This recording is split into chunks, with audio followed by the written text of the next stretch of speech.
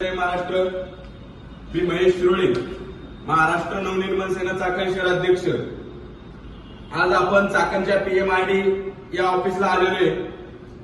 2025 नव्या महिन्यात हे ऑफिस चालू झालेले, पण आज या ठिकाणी ठिकठिकाणी बोर्ड लावलेले. हा अधिकारी तो अधिकारी तुम्ही पाहू शकता.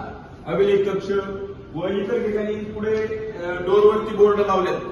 बाबा हा अधिकारी इथं बसतोय, तो अधिकारी इथं बसतोय.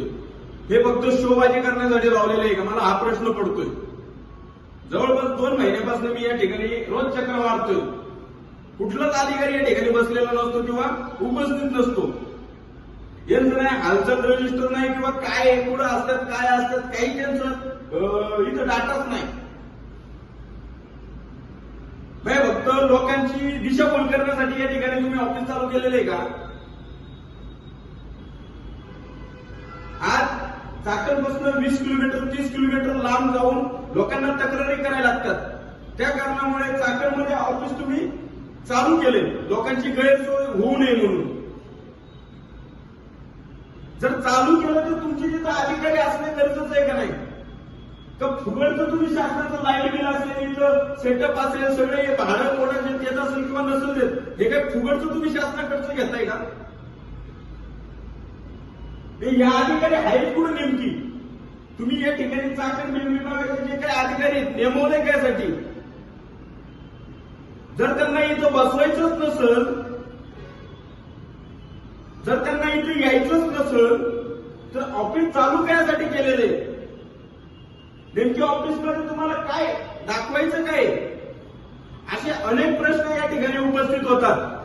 खऱ्या अर्थाने आज जवळपास परत एकदा सांगतो, मी जवळपास 2 महिन्यापासून या ऑफिसचे चक्रा मारतोय आणि संबंधित अधिकाऱ्यांना मी फोनवर संवाद साधायचा प्रयत्न करतो, पण कुठल्याही अधिकाऱ्याकडनं फोन रिसिव्ह केला जात नाही आणि रिस्पॉन्स दिला जात नाही. पण हे कशासाठी? तुम्ही आमचे सेवक आहेत ना, तर मग त्या पद्धतीने तुमचं कार्य असणं गरजेचं आहे का नाही? खऱ्या अर्थाने जर या ऑफिसमध्ये जर या ठिकाणी ऑफिस स्टाफ व इतर अधिकारी जर बसायचं नसेल तर ऑफिस बंद करावे.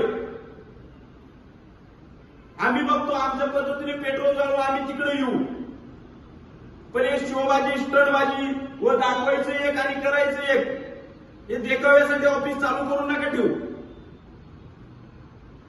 जर तुम्हाला कायमस्वरूपी ऑफिस चालू ठेवायचं असेल तरी तर कायमस्वरूपी अधिकारी दिसले पाहिजे.